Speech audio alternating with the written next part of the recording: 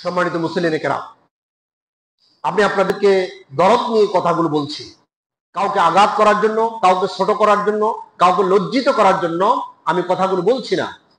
আমি বিশ্বাস করি আল্লাহর কোন বান্দা, আল্লাহর কোন দাঈ ইলাল্লাহ তার জিহ্বা দিয়ে কাউকে আঘাত করে উদ্দেশ্যমূলক কোন কথা বললে ওই জিহ্বা থেকে আল্লাহ তাআলা হেদায়েত তুলে নেবেন। ঠিক কিনা বলেন?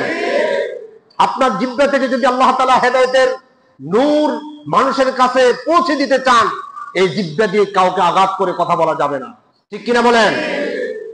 সুতরাং আসুন আমরা সকলে আল্লাহ রাসূল সাল্লাল্লাহু আলাইহি সাল্লাম যেভাবে আমাদেরকে নামাজ শিখিয়েছেন সেই আলোকে, সেই ক্রাইটেরিয়ায়, সেই পদ্ধতিতে জীবনের মধ্যে সকল ভুলভ্রান্তির সবটুকু মারিয়ে সামনে সকল বাধা বিপত্তি আমরা এড়িয়ে আল্লাহ দ্বীনকে আল্লাহ যেভাবে দিয়েছেন সেভাবে হৃদয়ের মধ্যে ধারণ করব, জীবনের মধ্যে বাস্তবায়ন করার সর্বোচ্চ প্রচেষ্টার হাতে নিয়ে আল্লাহ দ্বীনকে আমরা মানার চেষ্টা করব। জামাত চলাকালীন সময় কোনো নামাজ পড়া যাবে না, অর্থাৎ জামাত শুরু হয়ে যাওয়ার পর একাকী কোনো সুন্নাহ নামাজ পড়ার সুযোগ নেই। এক্ষেত্রে নবী করিম সাল্লাল্লাহু আলাইহি সাল্লাম বলছেন, সহিহ মুসলিম শরীফের হাদিস, হাদিস নাম্বার 1531, 1531 নম্বর হাদিস, عن أبي هريرة رضي الله تعالى عنه قال قال رسول الله صلى الله عليه وسلم إذا أقيمت الصلاة فلا صلاة إلا المكتوبة। প্রিয় নবীজি সাল্লাল্লাহু আলাইহি ওয়াসাল্লাম বলছেন, ইদা উকিমাতুস সালাতু, যখন সালাতের ইকামত হয়ে যাবে, ফরজ নামাজ আরম্ভ হবে, ফালা সালাতা, আর কোনো সালাত নাই, ইল্লাল মাকতুবাতু, শুধু ফরজ নামাজ ছাড়া। অর্থাৎ ইকামতের সাথে সাথে নতুন করে কেউ আর সুন্নাহর নিয়ত করা যাবে না। ফজরের সুন্নাহ এটা একটা গুরুত্বপূর্ণ সুন্নাহ।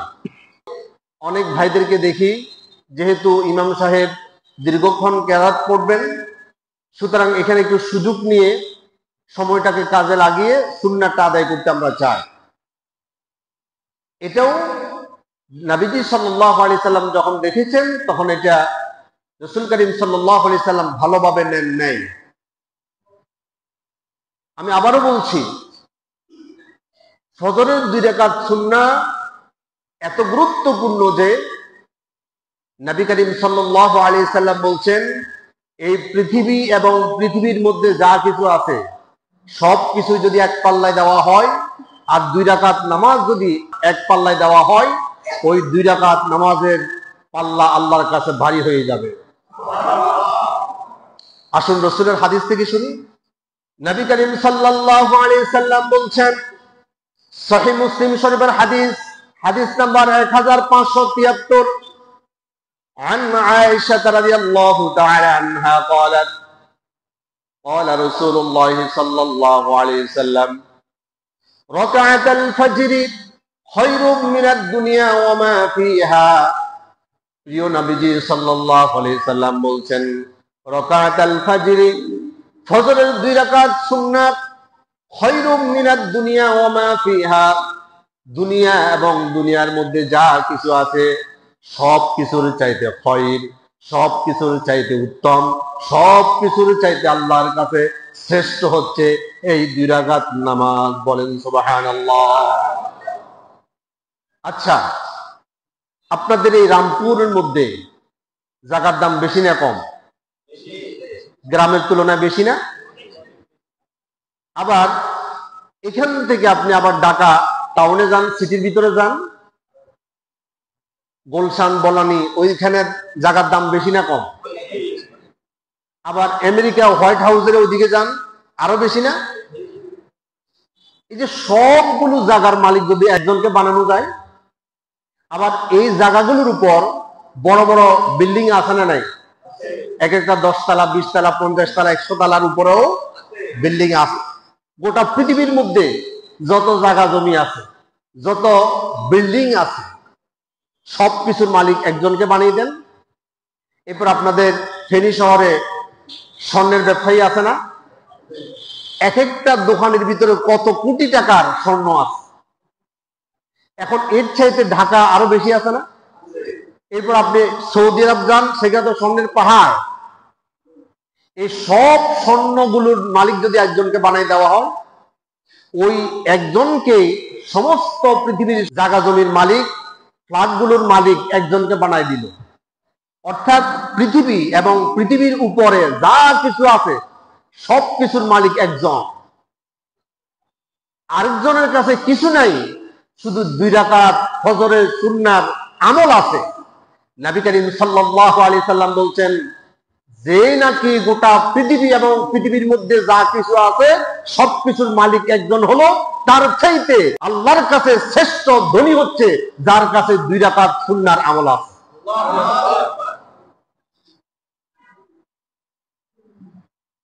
শুধু তাই নয়, প্রিয় নবীজি সাল্লাল্লাহু আলাইহি সাল্লাম বলছেন,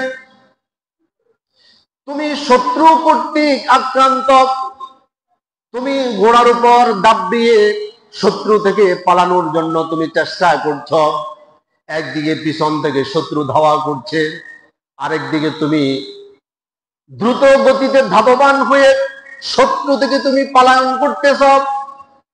এই অবস্থার মধ্যে যদি তুমি ফজরের নামাজ আদায় করতে পারো, খবরদার এই কঠিন মুহূর্তে যদি তোমার ঘোড়া থেকে তুমি পড়ে যাও, তোমার ঘোড়াটা অ্যাক্সিডেন্ট করে, এই মুহূর্তের মধ্যেও এই 2 রাকাত সুন্নাহ তোমরা ছেড়ে দিবে না।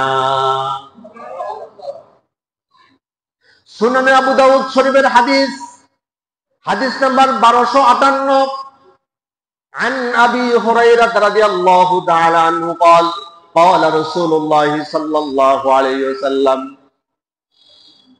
لا تدعوهما وإن طردتكم الخيل। নবী করিম সাল্লাল্লাহু আলাইহি সাল্লাম বলছেন, লা তাদউহুমা, ওই 2 রাকাত সুন্নাহ তোমরা কখনো ছেড়ে দিবে না। ওয়াইন তারাদাতকুমুল খাইলু, তুমি পালায়ন করতেছ, এই অবস্থায় যদি তোমার ওয়াইন তারাদাতকুমুল খাইলু, তোমার ঘোড়াটা পদদলিত হয়, অ্যাক্সিডেন্ট করে পড়ে যাও, একদিকে শত্রু পিছনে, আরেকদিকে ফজরের জামাতের সময় হয়ে গেল, তখনও তোমরা এই 2 রাকাত সুন্নাহ ব্যতীত তোমরা নামাজ আদায় করবে না। আল্লাহু আকবার। কঠিন পরিস্থিতির মধ্যে আছেন আপনি, যত কঠিন পরিস্থিতির মধ্যে থাকুন না কেন, এরপরেও এই 2 রাকাত সুন্নাহ আল্লাহর কাছে এত শ্রেষ্ঠ, এত বেশি মর্যাদাবান, এই সুন্নাহকে ছেড়ে দেওয়ার সুযোগ। এখন এত গুরুত্বপূর্ণ সুন্নাহ যেহেতু, সেহেতু ফরজ নামাজ চলাকালীন সময় কি পড়া যাবে? না, পড়া যাবে না।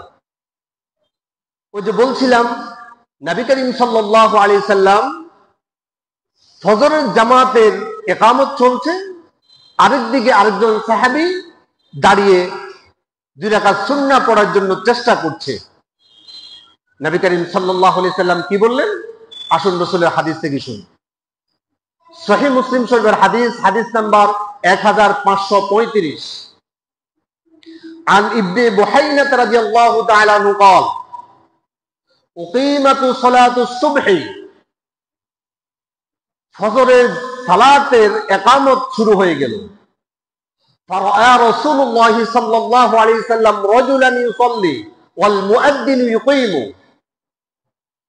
فرأى رسول الله صلى الله عليه وسلم, রাসূল পাক সাল্লাল্লাহু আলাইহি সাল্লাম তাকিয়ে দেখলেন, রাজুলান ইউসাল্লি, একজন ব্যক্তি 2 রাকাত সালাত আদায়ের জন্য দাঁড়ালো, অর্থাৎ সে নামাজে নিয়ত করবে।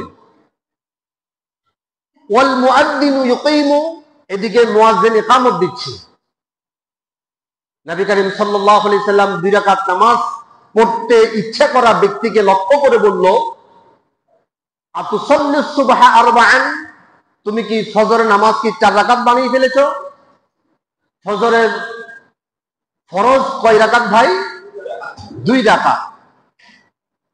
কিন্তু রাসূল পাক সাল্লাল্লাহু আলাইহি সাল্লাম যখন দেখলো সে নামাজ পড়ার জন্য একাকী চেষ্টা করতেছে, তখন নবী করিম সাল্লাল্লাহু আলাইহি সাল্লাম বলছেন, আতুসাল্লি সুবহা আরবাআন, তুমি কি ফজরের নামাজ কি 4 রাকাত পড়ে ফেললে? আমরা তো এই মাত্র 2 রাকাত শুরু করব, তুমি আবার নিজে নিজে 2 রাকাত পড়ে আমাদের সাথে একত্রিত হবে, তার মানে এখন 2 রাকাতের সময় এখন আর 4 রাকাত পড়ার কোনো সুযোগ নাই।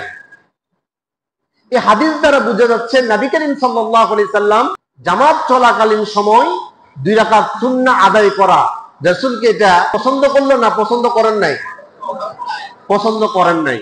আচ্ছা, যেটা রাসূল পছন্দ করে না সেটা কি আল্লাহ পছন্দ করেন? তাহলে বোঝা যাচ্ছে জামাত চলাকালীন সময় ফজরের 2 রাকাত সুন্নাহ এত গুরুত্বপূর্ণ হওয়ার পরেও আল্লাহর কাছে ফরজের দাম বেশি, ঠিক নয় কি? এখন আপনি কখন পড়বেন? এখন এত গুরুত্বপূর্ণ সুন্নাহ তো ছেড়ে দেওয়া যাবে না। আপনি এমন সময় মসজিদে এসেছেন যখন ফজরের 2 রাকাত ফরজ নামাজ আরম্ভ হয়ে গেল, এখন আপনি কখন পড়বেন? প্রশ্ন জাগে কি জাগে না? যারা জবাব দেন নাই তাদের প্রশ্ন জাগে না? আসুন আমরা রাসূলের হাদিস থেকে শুনি। জামিউ তিরমিজির হাদিস, হাদিস নাম্বার 423, عن أبي هريرة رضي الله تعالى عنه قال قال رسول الله صلى الله عليه وسلم من لم يصلي ركعة الفجر فليصليهما بعدما تطلع الشمس। প্রিয় নবীজি সাল্লাল্লাহু আলাইহি ওয়াসাল্লাম বলছেন, মান লাম ইউসাল্লি রাকাতাল ফজরি, যে ব্যক্তি 2 রাকাত ফজরের সুন্নাহ আদায় করতে পারল না, ফালইউসাল্লিহিমা, সে এটা আদায় করে নিবে বাদামা তাতলু শামসু, সূর্য ওঠার পরে। এটা কখন পড়বে ভাই? যে দিনের ফজর নামাজের সুন্নাহ তার ছুটে গেল ওই দিন সূর্য ওঠার পরে তিনি আদায় করবেন। আচ্ছা, সূর্য ওঠার সময় না সূর্য ওঠার পরে? রাসূল করিম সাল্লাল্লাহু আলাইহি সাল্লাম বলছেন ফালইউসাল্লিহিমা বাদামা তাতলু শামসু। বাদা মানে কি? পরে। আমরা বলি না নামাজ বাদ আলোচনা আছে, বাদ মানে কি? পরে। রাসূল সাল্লাল্লাহু আলাইহি সাল্লাম বলছেন বাদামা তাতলু শামসু, সূর্য ওঠার পরে। আবার সূর্য উঠতেছে এই সময় নয়।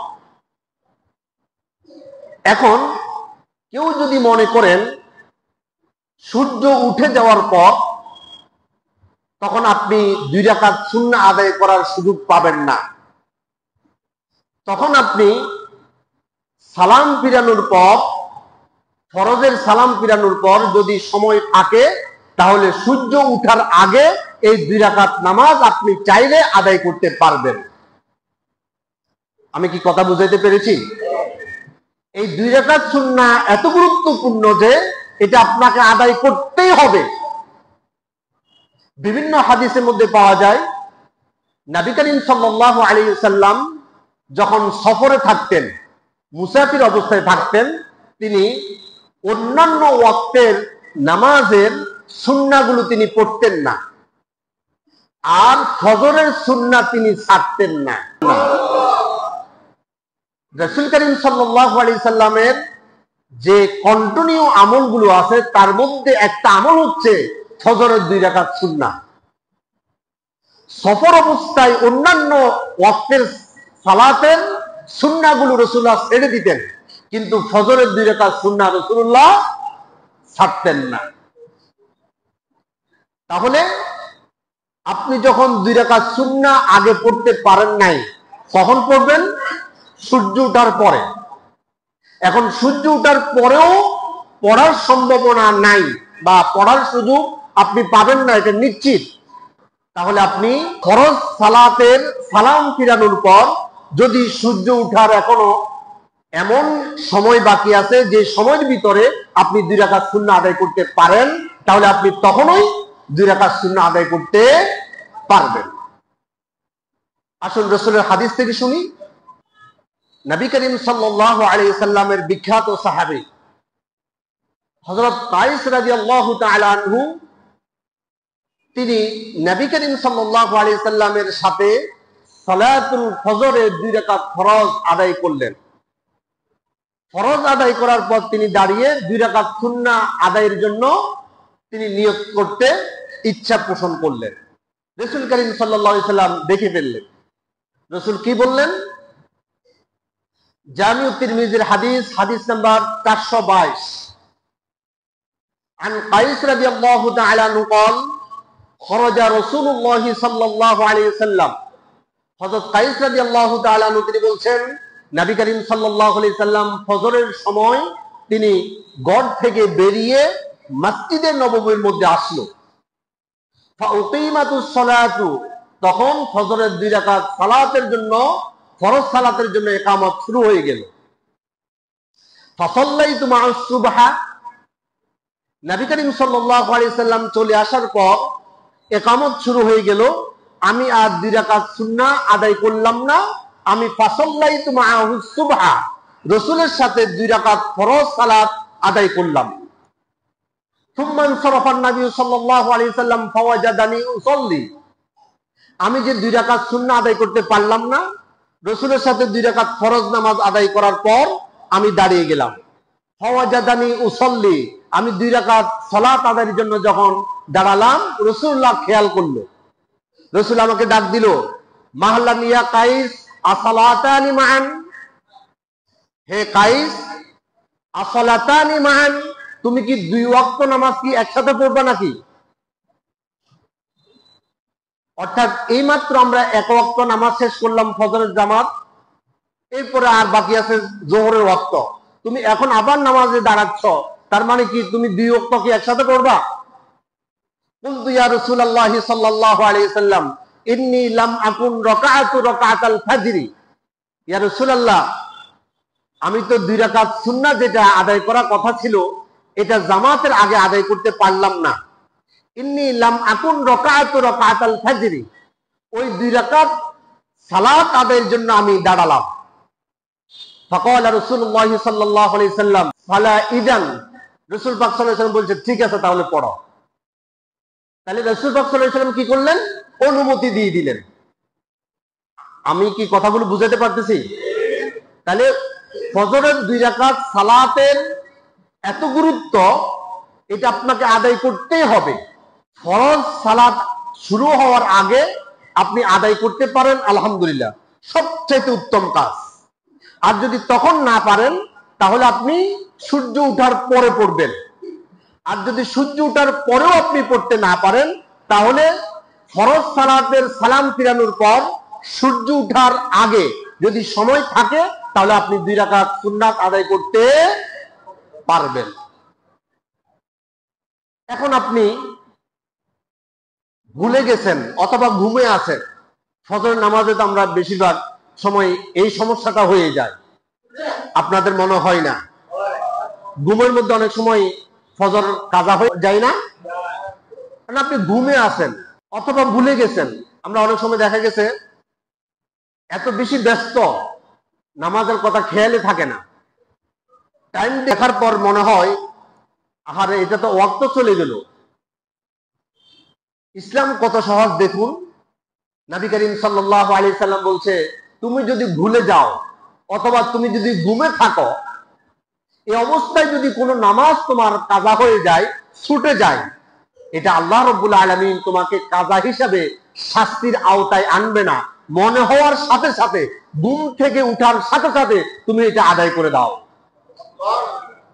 সুবহানাল্লাহ, সবাই বললেন না?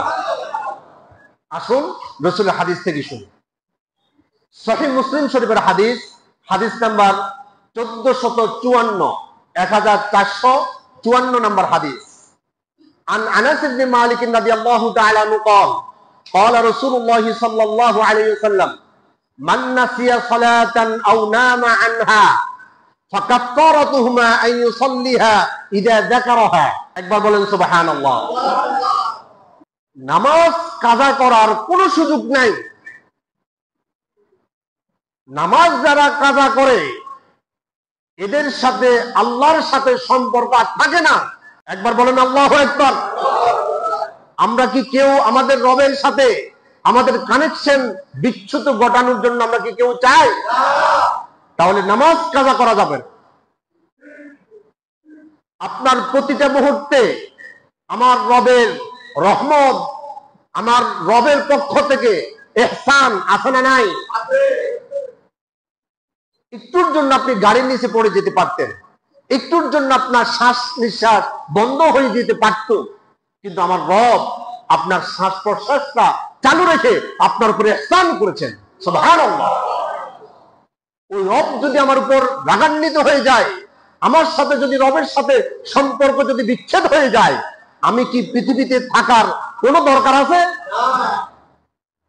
নবী করিম সাল্লাল্লাহু আলাইহি সাল্লাম বলছেন, আমার রব চাই না বান্দার সম্পর্কটা বিচ্ছিন্ন হোক।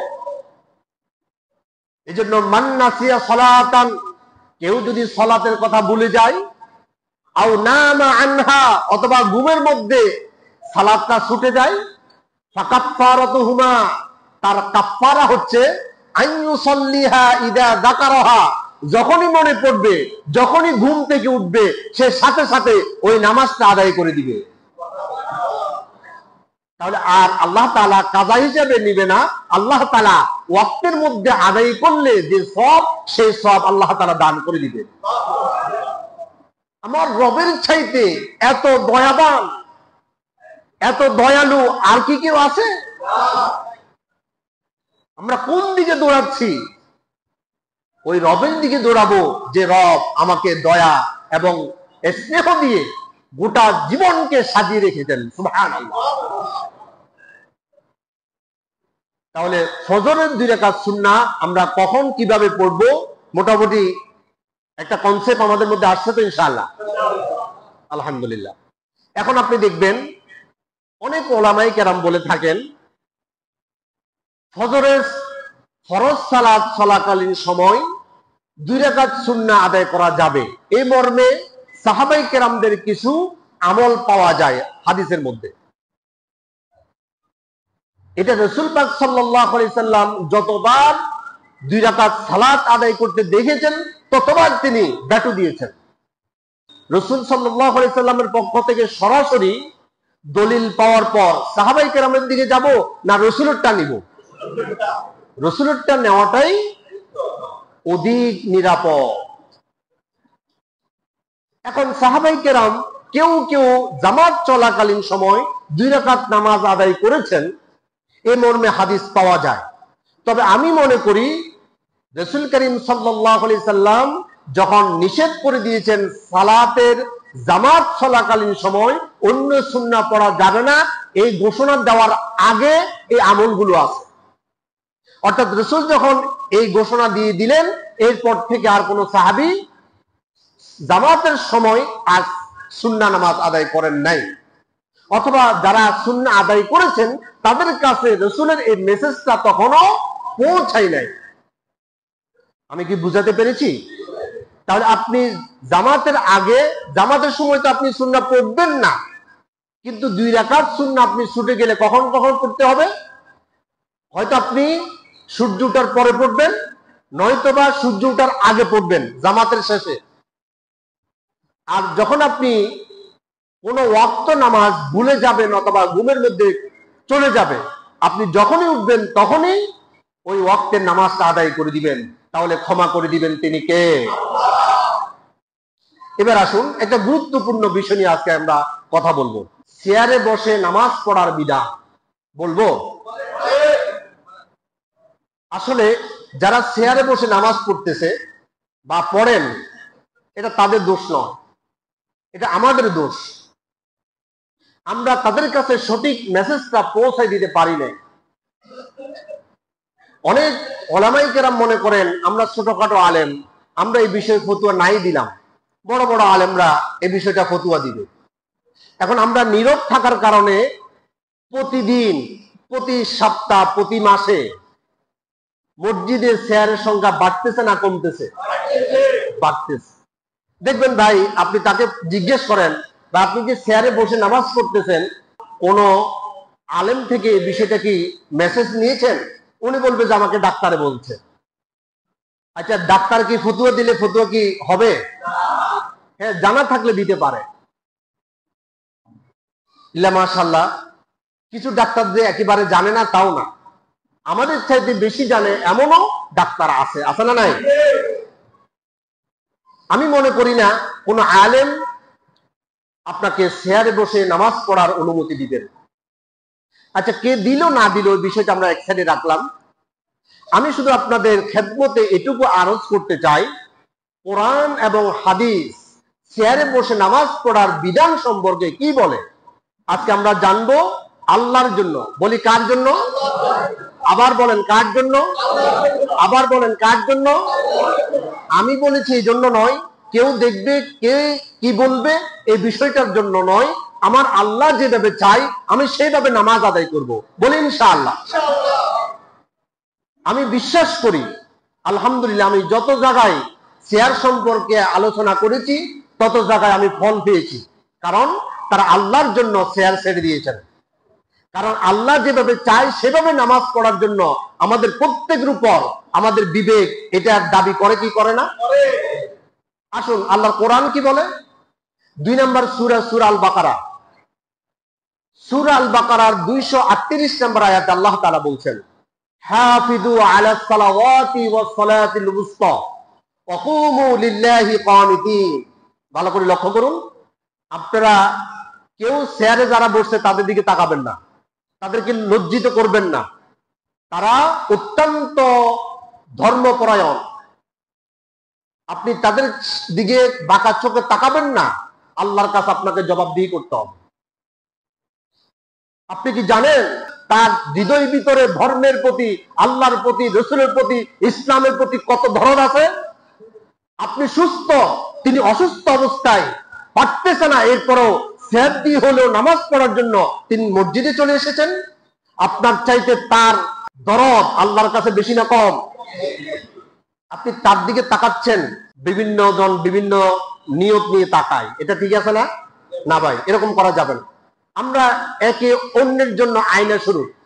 আয়নার সামনে আপনি দাঁড়াবেন, আয়না আপনাকে বলে দিবে আপনার টুপিটা একটু বাঁকা, আপনার চেহারার মধ্যে একটা স্পট, আপনার এখানে একটু চুলগুলো এলোমেলো।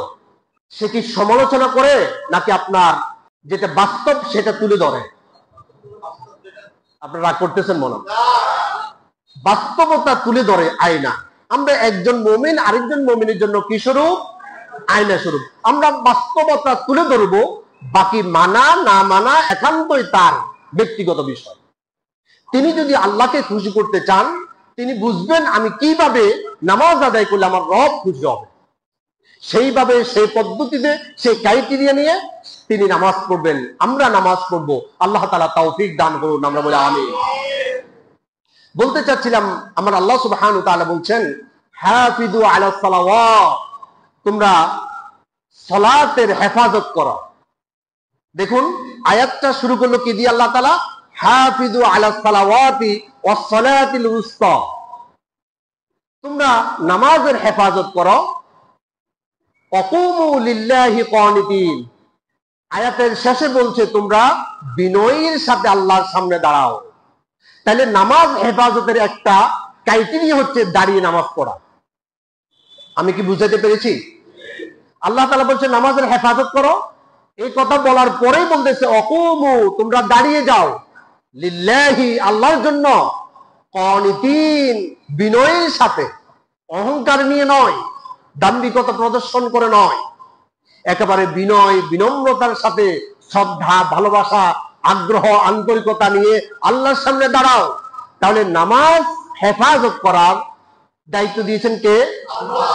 এর দায়িত্বের আবার পদ্ধতিও বাতলাই দিলেন, তিনি কে?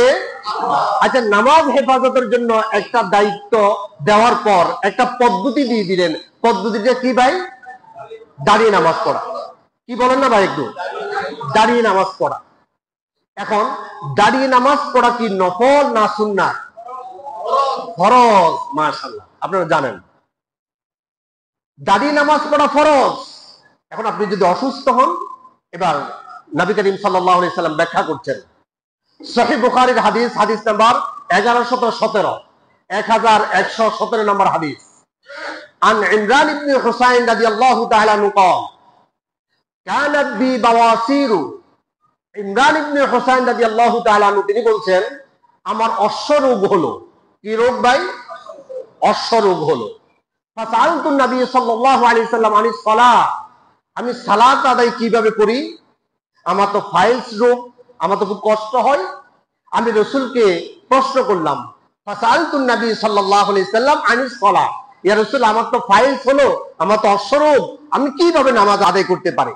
ফাকালা রাসূলুল্লাহ সাল্লাল্লাহু আলাইহি সাল্লাম সাল্লি কাইমান, তুমি দাঁড়িয়ে নামাজ পড়ো। ফাইল্লাম তাস্তাতি ফাকাইদান, যদি তুমি দাঁড়াতে না পারো তাহলে বসে নামাজ পড়ো। ফাইল্লাম তাস্তাতি, যদি এটাও না পারো ফাআলা জানবিন, তুমি শুয়ে শুয়ে নামাজ আদায় করো। সুবহানাল্লাহ বললেন না? তাহলে প্রথমে আপনাকে সক্ষমতা নির্ধারণ করতে হবে আপনি দাঁড়াতে পারেন কিনা। যদি দাঁড়াতে পারেন আপনাকে দাঁড়িয়ে নামাজ পড়তে হবে। যে ব্যক্তি দাঁড়াতে অক্ষম তিনি বসবেন চেয়ারে না নিচে? বুঝলেন তো? আলহামদুলিল্লাহ। তাহলে ফাইল্লাম তাস্তাতি ফাকাইদান, তুমি যদি দাঁড়াতে অক্ষম হও তুমি নিচে বসে নামাজ পড়বে। ফাইল্লাম তাস্তাতি, যদি এটাও অক্ষম হও তাহলে ফাআলা জানবিন, তুমি শুয়ে নামাজ পড়বে। আমি আগে হাদিসগুলো আপনাদেরকে কিছু শুনাই। আরেকটা হাদিস শুনেন, সুনান ইবনে মাজার হাদিস, হাদিস নাম্বার 1229, 1229 নম্বর হাদিস। عن عبد الله بن عمرو بن العاص رضي الله تعالى عنه قال أن النبي صلى الله عليه وسلم مر به وهو يصلي جالسا, আমি একদা নামাজ পড়তেছিলাম বসে বসে। মারর বিহি, এই মুহূর্তে নবী করিম সাল্লাল্লাহু আলাইহি সাল্লাম আমার পাশ দিয়ে যাচ্ছেন। আব্দুল্লাহ ইবনে আমর ইবনে আস রাদিয়াল্লাহু তাআলা আনহু, তিনি নামাজ পড়তেছেন কিভাবে ভাই? বসে বসে নামাজ পড়তেছেন। পাশ দিয়ে যাচ্ছেন তিনি কে? মুহাম্মদ রাসূলুল্লাহ সাল্লাল্লাহু আলাইহি সাল্লাম। ফাকালা, রাসূল করিম সাল্লাল্লাহু আলাইহি সাল্লাম বলছেন, সালাতুল জালিসি আলা নিসফি মিন সালাতিল কাইমি, যে ব্যক্তি বসে নামাজ পড়ে সে সওয়াব পাবে অর্ধেক, আর যে ব্যক্তি দাঁড়িয়ে নামাজ পড়ে সে সম্পূর্ণ সওয়াবের অধিকারী হয়ে যাবে। সুবহানাল্লাহ। সকল মুহাদ্দিসে কেরামগণ একমত এই নামাজটা ছিল নফল নামাজ। এটা কোন নামাজ? নফল নামাজ। নফল নামাজ, তাহলে বুঝা যাচ্ছে এই হাদিসের আলোকে বসে পড়ার অনুমতি আছে, তবে সব অর্ধেক না পুরা? অর্ধেক।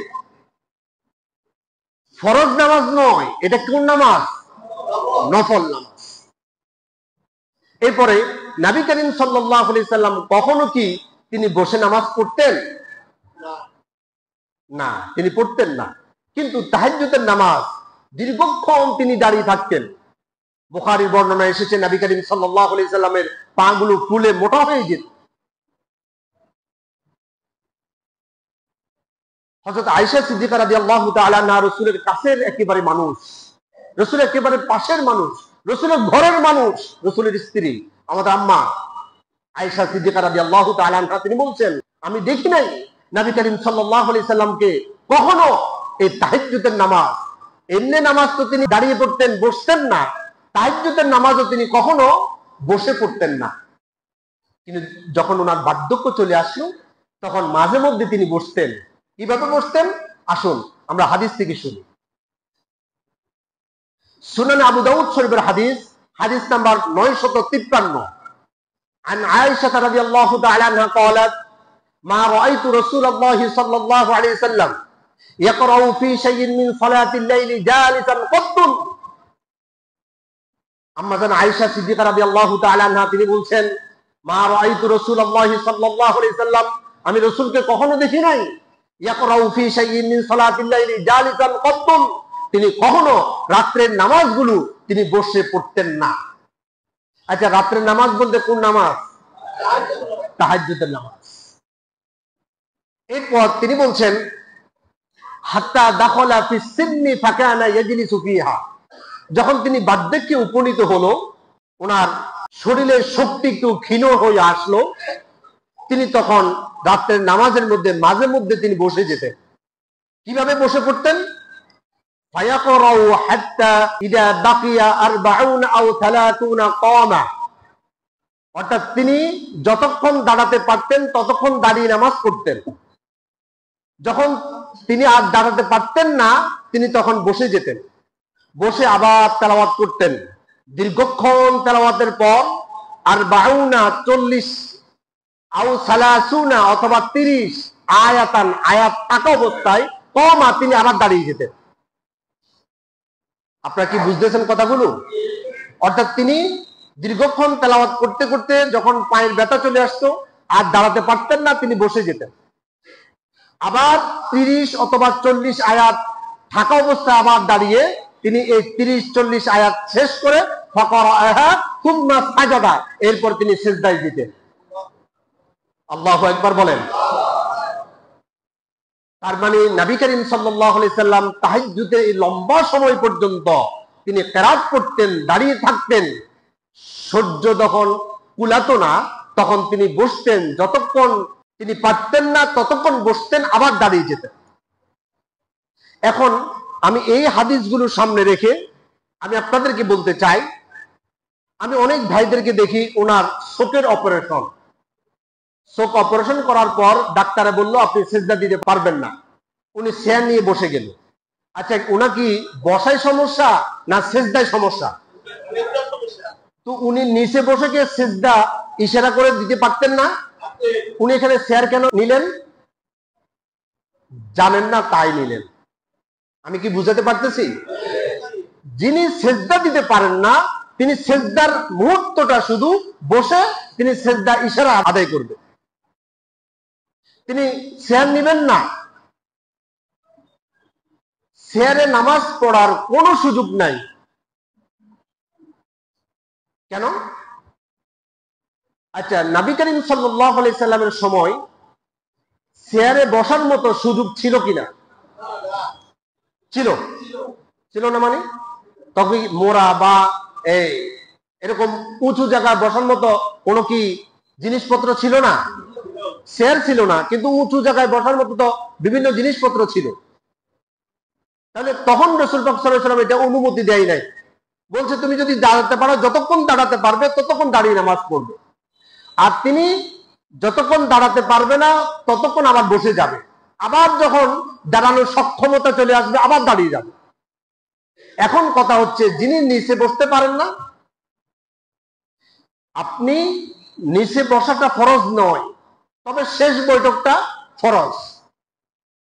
আপনি যদি মনে করেন যে আপনি কিছুক্ষণ দাঁড়ানোর পর ডান দিকে বাম দিকে বা পিছন দিকে সামনের দিকে ঢলে পড়ে যাবেন, এরকম আশঙ্কা থাকে, তখন আপনি চেয়ার নিতে পারেন। আলহামদুলিল্লাহ, আমি মনে করি যারা চেয়ার নিয়ে নামাজ পড়ে তারা ঢলে পড়ে যাওয়ার মতো একজনও নাই। এখন যারা পা বাঁকা করতে পারেন না তারা কিভাবে নিচে বসবেন? আমরা মনে করি যে বাম পার উপরে আপনি বসতে হবে, ডান পাটা সোজা খাড়া করে রাখতে হবে। না, এটা যিনি সুস্থ তার জন্য। যিনি অসুস্থ তিনি লম্বা করে পশ্চিম দিকে 2 পা মেলে দিবে, নিতম্বের উপরে বসবে, 100 বার নামাজ হবে, কোনো সন্দেহ নাই। আপনি যেভাবে নিচে বসতে পারেন সেইভাবে বসে আপনি পড়বেন। বসার ক্ষেত্রে শুধু টার্গেট রাখবেন আপনার সিনাটা যাতে করে কেবলার দিকে থাকে। আপনার সিনা, মুখ, এই বডিটা আপনি পশ্চিম দিকে রেখে এরপর আপনি পা ডান দিকেও বের করতে পারেন ওজোর থাকাকালীন। এটা সবার জন্য আবার না, একেবারে আবার তো ঠ্যাং দিয়ে ঠেলে একজন আবার ফালাই দিবেন, এরকম না। অর্থাৎ যাদের ওজোর আছে আপনি এক সাইডে বসবেন, বসে আপনার পা যেদিকে দিলে আপনি আরাম পান সেভাবে আপনি বসবেন। এইভাবে আমরা নামাজ আদায় করব কার জন্য ভাই? আল্লাহর জন্য। আল্লাহ রাসূল সাল্লাল্লাহু আলাইহি সাল্লাম বলেন, সল্লু কামা রাআইতুমুনি উসাল্লি, তোমরা নামাজ আদায় করো যেভাবে আমাকে দেখেছো। আমার রাসূল যেহেতু কখনো বসে বা বসতে হলে তিনি নিচে বসতেন। এখন কোন সাহাবায়ে কেরাম যদি বসতেন তিনিও নিচে বসতেন, কোন বাহনের উপর বসে ওনারা নামাজ আদায় করেন নাই। হ্যাঁ, আপনি যদি মনে করেন যে এখন দীর্ঘক্ষণ আলোচনা চলছে, আপনি নিচে বসে থাকলে আপনার পা ব্যথা করবে, আপনি এখন বসেন, এখন আপনি একদম সোফাতে বসেন প্রয়োজনে, কোনো সমস্যা নাই। কিন্তু নামাজের সময় আল্লাহর রাস্তায় একটু আমরা চেষ্টা করব নিচে বসে পড়ার জন্য। আপনি যতক্ষণ দাঁড়াতে পারেন ততক্ষণ দাঁড়িয়ে পড়বেন, আর যতক্ষণ আপনি দাঁড়াতে পারেন না নামাজের অর্ধেকের অবস্থা আপনি বসে যেতে পারবেন। এটার জন্য সিজদা লাগবে না, এটা আল্লাহ তাআলা আপনাকে ক্ষমা করবেন। তাহলে আপনি যখন দাঁড়াতে পারবেন না তখন বসে যাবেন, আবার যখন দাঁড়াতে পারবেন তখন উঠে যাবেন। বসার ক্ষেত্রে আপনি যেভাবে বসলে কমফোর্ট, আপনার শরীরে ব্যথা বেদনাটা আপনার কম করবে। অর্থাৎ আপনি পশ্চিম দিকে মুখ এবং বুক রেখে আপনি ডান দিকে বাম দিকে যেদিকে আপনি পা বের করে দিলে আপনি কমফোর্ট ভাবে আপনি নামাজ আদায় করতে পারেন, সেভাবে আপনি নামাজ পড়েন, কোনো সমস্যা নেই।